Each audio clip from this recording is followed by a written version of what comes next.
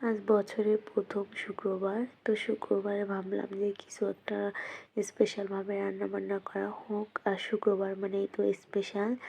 তো ভাবলাম যে আজকে হাজব্যান্ডের পছন্দের একটা কিছু রান্না করি, যেহেতু আজ বছরের প্রথম শুক্রবার।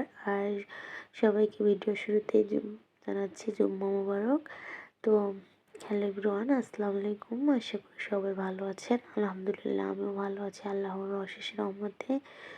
তো আমি রান্না করব আজকে আটার ডাল, আমাদের গাইবান্ধার ঐতিহ্যবাহী খাবার। তো হয়তো বা অনেকেই এই খাবারটা চেনেন না। তো আমাদের গাইবান্ধার মানুষের এটা খুবই পছন্দের খাবার। আর এটা হচ্ছে মজলিসের বাড়ি বা কোনো বিয়ের বাড়ি গাইবান্ধায় রান্না করা হয়। আর এটা খেতে বেশ মজা। তো ভাবলাম যে আজ রান্না করে আর আপনাদের সাথে শেয়ার করি। তো আমি এখানে দেখেন মাংস প্রথমেই রান্না করে নিয়েছিলাম। আর এই আটার ডালটা শুধু গরুর মাংস দিয়ে রান্না করতে হয়। তো আমি এখানে গরুর মাংসটাও হচ্ছে এই যে সুন্দরভাবে এখন রান্না করে নিচ্ছিলাম। এখানে দেখেন গরুর মাংসটা আমি একদম কষিয়ে নিয়েছি। আর কষিয়ে নিয়ে একদম সিদ্ধ করে তারপর ঝোলের জন্য এখানে পানি দিয়েছিলাম। তো ওখানে যে আমি একটু নেড়ে চেড়েও দিচ্ছিলাম। এর মধ্যে ঝোলটা কমে আসলে একদম মাংসটা আমি নামিয়ে নেব। তো এই দেখেন আমার মাংসটা হয়ে গেছে। আমি একটু বেশি করে ঝোল রেখেছি, কারণ এই আটার ডালে গরুর মাংসের ঝোল বেশি করে দিতে হবে, এতে করে টেস্ট হবে। আর এখানে আমি দেখেন আমাদের ভাত খাওয়া যে চাল আছে এটা আমি ব্লেন্ডারে গুঁড়ি করে নিয়েছি। আর গুঁড়িটা একটু গুঁড়ো গুঁড়ো রাখতে হবে, এতে করে আটার ডালটা ভালো হবে। আর এখানে আমি আটাটা একটু ভেজে নিলাম পাতিলের মধ্যে, ভেজে নিয়ে ঠান্ডা পানি দিয়ে গলিয়ে নিলাম। না হলে যদি গরম পানি দিয়ে গোলানো হয় তাহলে আর কি আটাটা একদম দলা দলা হয়ে যাবে। তো আমি এখানে হচ্ছে পেঁয়াজ কুচি আর রসুন কুচি দিয়ে দিলাম। এখন আমি হচ্ছে এখানে বাগার দেওয়ার জন্য পেঁয়াজ কুচি আর হচ্ছে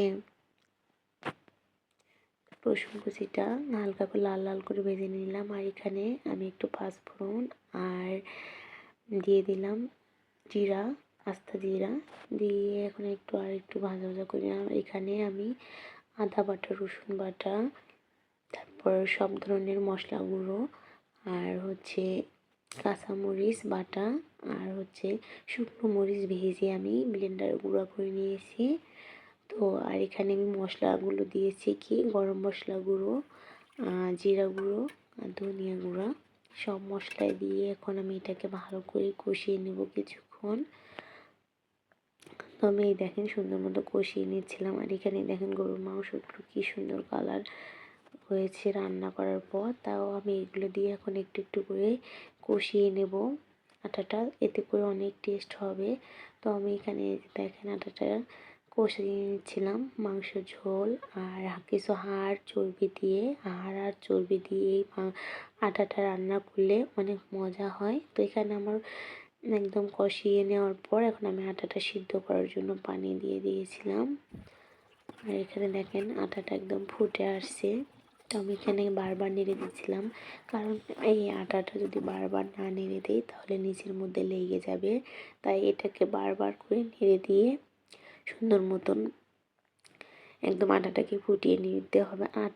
আটাটা এমনভাবে ফুটিয়ে নিতে হবে যেন চারদিকে চুটকে চুটকে পড়ে যায়। এইভাবেই মনে করেন আটাটাকে ভালো করে ফুটিয়ে নিতে হবে। আর আটাটা যখন ফুটে আসবে তখন আমি এখানে যে ঝোলের জন্য পানি দিয়েছিলাম, তো আর আমি এখানে পানি দিয়ে আবারও মাংসের ঝোল দিচ্ছিলাম, এতে করে আরও মজা হবে। মাংসের ঝোল দিছিলাম, মাংস দিচ্ছিলাম, দিয়ে এখন আবারও নেড়ে ছেড়ে দেবো। আর এখানে আমি আবারও গুঁড়া মশলা অ্যাড করব। আর এখানে এই ডালটাতে যত পরিমাণ মশলা ব্যবহার করবেন তত টেস্ট হবে। আর এখানে আমি আবারও ধনিয়া গুঁড়ো, মরিচ গুঁড়া, জিরা গুঁড়া, গরম মশলা গুঁড়া দিয়ে দিলাম, কারণ এখন নামিয়ে নেব। তো আমি এই পর্যন্ত যে সুন্দর মতো এই যে নেড়ে চেড়ে দিচ্ছিলাম, যখন একটু ঘন হয়ে আসবে আর এই আটাটা ঠান্ডা হওয়ার পর ভারী হয়ে যায়, তাই একটু পাতলা থাকাতেই নামিয়ে নিলাম।